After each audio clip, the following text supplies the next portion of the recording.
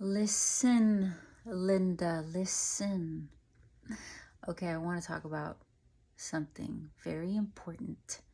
It's about love, relationships, men, women, what I hear married women say, what I hear single women say. And I think this is going to be very, very beneficial to you. But I wanted to first play a little bit of dress up because I'm still a girl. I love these headbands, these knots. I don't know what it is about these headbands, but I just love them so much. And today I wore my black one, and I'm going to wear it for this video.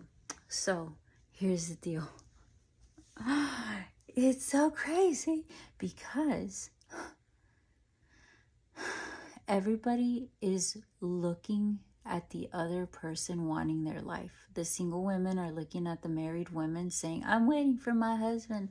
I can't wait to be married just like you. And 99.99% of my married lady friends say, I will never do this again, Jen. I will never get married. This is the last time I will do this. I will never do this again. And like I said, my single ladies, they're fasting with the Lord. Lord, I ain't gonna eat. I'm just gonna drink water so that you can bring me my husband. Do you see what I'm saying here? Are y'all hearing the words that I'm saying? Nobody's happy. People, ladies, I'm also speaking to my men, but I'm just gonna say, look, ladies, you're supposed to fall in love with Jesus Christ. That's it. He is the one that's going to bring you that feeling that you are longing for, the one that is going to come and fill that void that you have in your heart.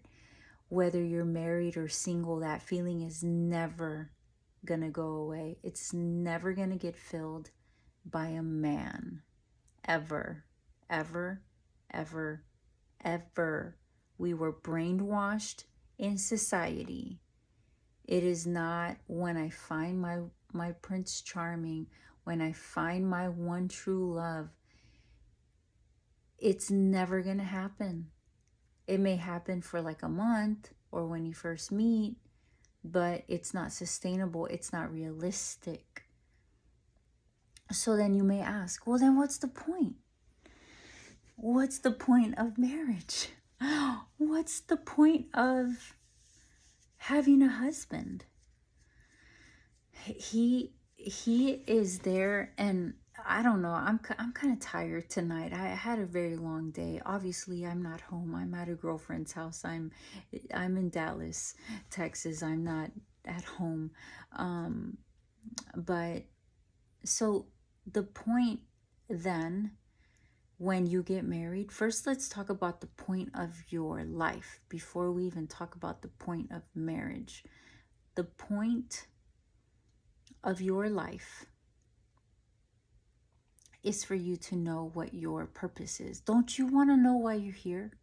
Don't you want to know what you are supposed to do in this life, on this earth, with this family, with this body, with why are you working where you're working? Why are you a secretary? Why are you a famous actress? Why are you a musician? Why are you a pastor? Why are you the thing that you are doing? And the job that you're doing, that's not your purpose. That's just what you do. So when you grow up, it shouldn't be like, when I grow up, I want to be a doctor. Okay, that's what you're going to do. But when you understand who you belong to, then you know your purpose. Your purpose is to love God. Your purpose is to give your life to God. Your purpose is to hear His instruction, to build a relationship with your one true love. I'll say that again. Your purpose is to build a relationship with your one true love. your one true love will never, ever, ever be another human being. Ever. So, when you get your priorities straight, you understand who your one true love is, and you are walking in your purpose. You know you are supposed to give, you are supposed to love others, you are supposed to be a source of light and hope, and a vessel for the Lord to work through for the kingdom in heaven, to bring heaven on earth. That is why you are here. That is why you exist. You exist. Your purpose is for goodness. Your life purpose is to bring hope to the hopeless, to bring unity, to bring abundance, to be a symbol of prosperity, to be the image of God. God is all the good. That is your purpose. Whether you're a doctor, shining your light in that way, shining, being a reflection of the kingdom of God, as a baker, as a carpenter, as a car mechanic, our purpose is all the same. Your purpose is not to be a surgeon. That's just what you do. That's what you do, and that is your gifting. These are very different things. What you do and what your purpose is are completely different things. When we go to school, we are taught, what do you want to be when you grow up? And you know who had it right? John Lennon had it pretty close to being right. He said when his teacher asked him, John Lennon, by the way, was part of the Beatles. When he was 5 years old, he went to school, and his teacher asked him. There was an assignment. Everyone had to fill out, write it on a piece of paper. What do you want to be when you grow up? And John Lennon said he wants to be happy. And the teacher said, no, you didn't understand the question. John said, no, you don't understand life. And I believe his mother taught him this. I don't know. I could be wrong. But it's something like that. So, yes, our purpose is to be happy and enjoy peace, harmony. Our purpose is to be in that, embody joy, embody goodness, all the amazing feelings of the world. That is our purpose. And you find it by knowing your gifting. What is it that you're naturally gifted with? And that is what will lead you to the thing that is going to be your occupation, that is going to support your joy. And your joy, you find it in the Lord. So, back to marriage, back to relationships. All my single ladies. Okay, that's a song that I'm not even going to try to sing right now, but do y'all know what song that is? I want to know if you know what song I was about to sing. She's from Houston. She's from my hometown. So my single ladies that are fasting, are starving themselves for a man. You ought to be starving yourself for Jesus Christ.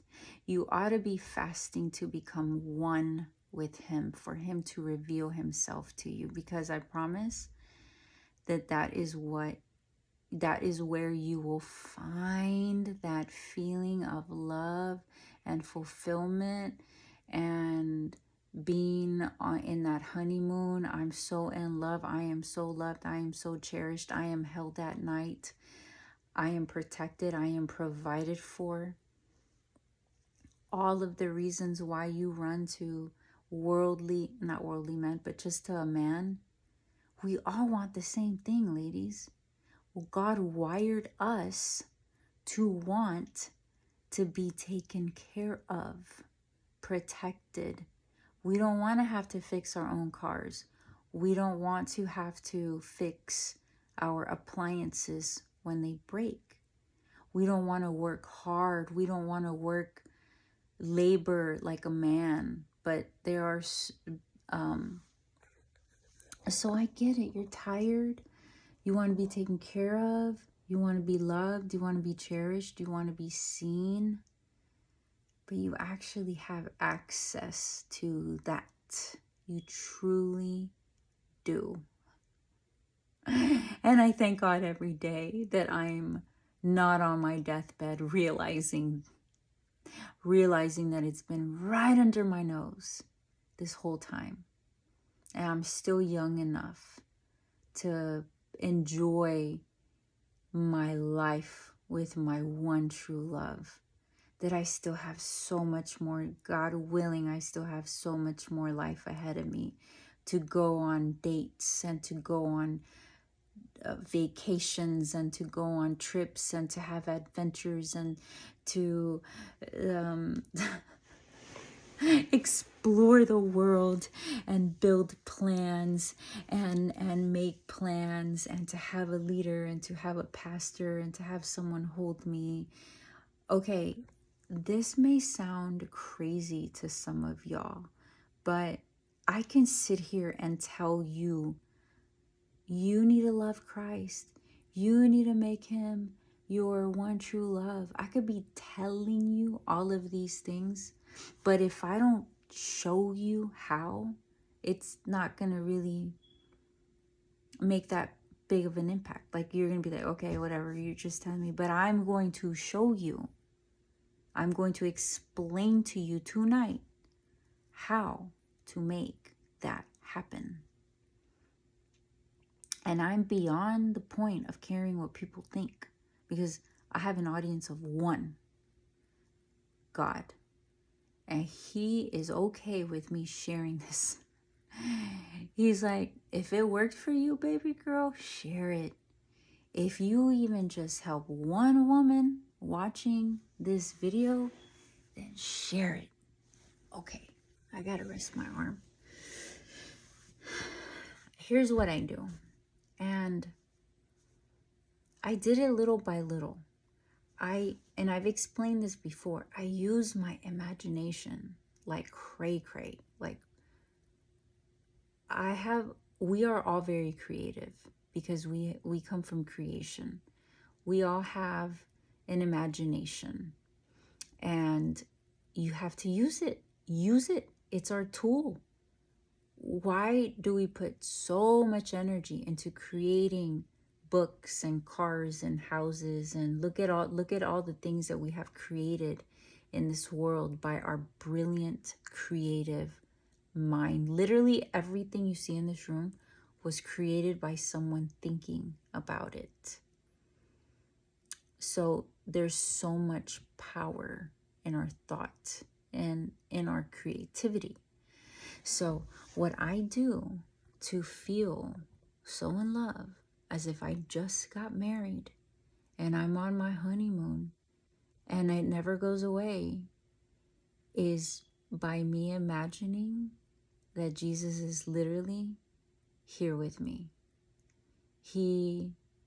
Y'all don't even know how many times I'm at a restaurant or I'm at some business meeting and whatever, but I tend to do this like when I go to public restrooms, or because I just need my quiet time with God.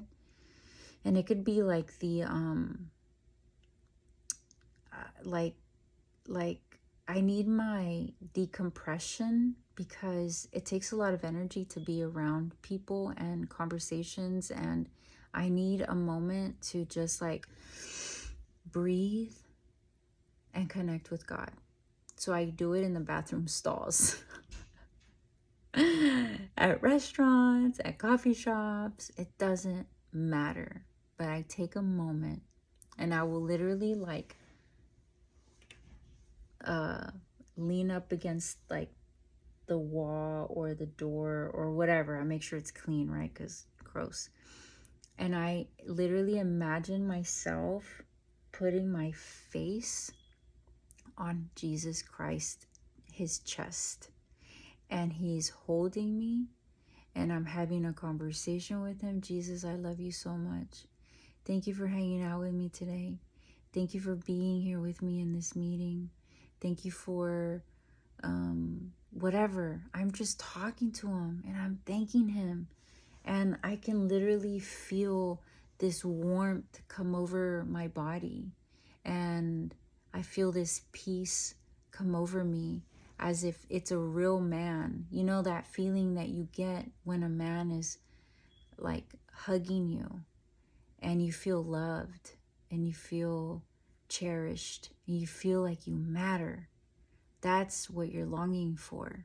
That's what you're chasing after. And you're chasing after it sometimes to emotionally unavailable men.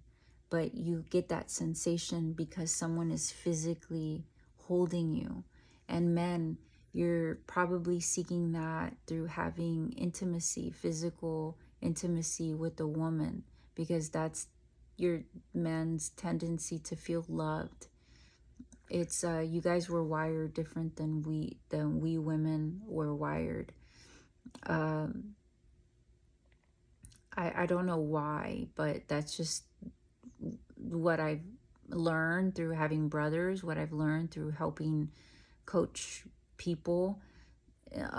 Men have this, like, not all men, right? I'm not stereotyping anyone, but where the man feels the connection is through sex. He doesn't feel the connection as strongly in any other way but that. So that's why men tend to hang around or accept toxic women, because they're giving them that intimacy by sleeping with them. But they're terrible women that disrespect them. But you deal with it for that 5 minutes of intimacy, for that short hug that you get, women, that attention, that very short attention, because you don't get it anywhere else. So you're so desperate and you're thirsty, and you see a water bottle that barely has a little bit of water, so you're like, you know what, that's better than nothing. But what you don't understand is that there's an everlasting spring of water that you can drink out of for the rest of your life. You just haven't learned to tap into it. You haven't found it. You don't even know where it's at. You don't even know how, like, you don't have a compass. Where is this thing that you're talking about? You know how to figure out where to find it? You start talking to God. Hey, God, I hear you're amazing. I hear you're pretty awesome and that you can complete me. And I also hear that you will give me all the things that I need so that I stop chasing love in the wrong places that lead me nowhere. So once you find that and you find your spring, everlasting well of water that never runs out, it runs so deep, and it's there available to you for the rest of your life, where you have to love Jesus more than your husband. You have to love Jesus more than your wife. You are so busy loving God that you don't even have time to even think about, like, being in a relationship doesn't even cross your mind. And women, you have to be so lost in Christ. You are so lost in your purpose that you don't even realize that you're single. You don't feel it. You don't feel the emptiness. You are utterly whole and complete and feeling like you've never felt before. And men, you have to keep your eyes on the Lord at all times. And He will tell you, hey, you see that girl over there? That's the one. Go get her. He will also tell you, nope, you need to leave her. She is no good. She will destroy you. She will take everything from you.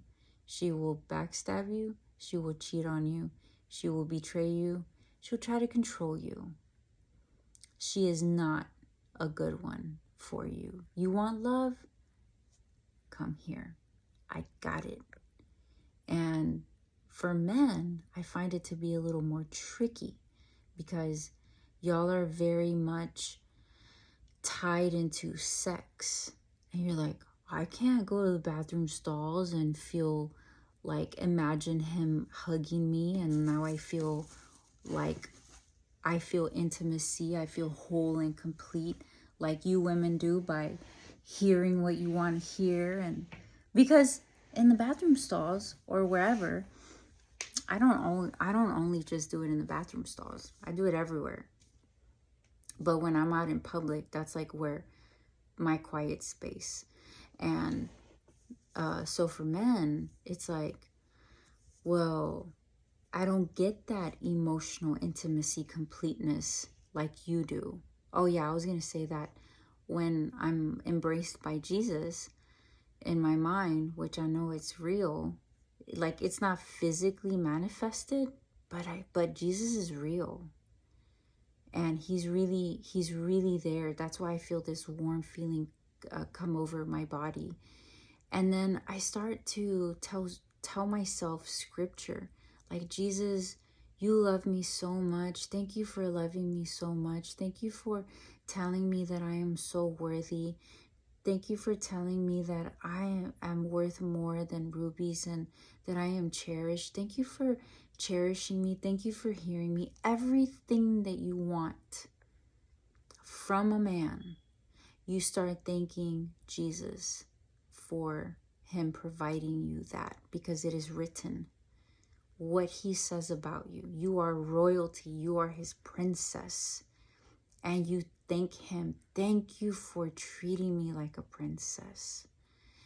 Thank you for whispering in the other people around me to provide for me, to be there for me. So, like, now jumping over to men, you may be like, okay, but I don't get my cup filled like you ladies by wonderful words and hugs. I only get it through sex. So the only thing I have left is pornography. That is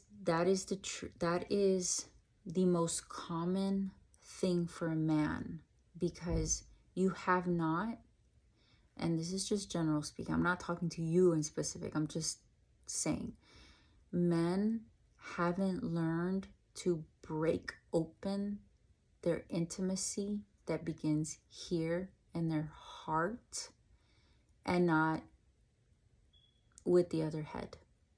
But the intimacy, true intimacy, is not in sex.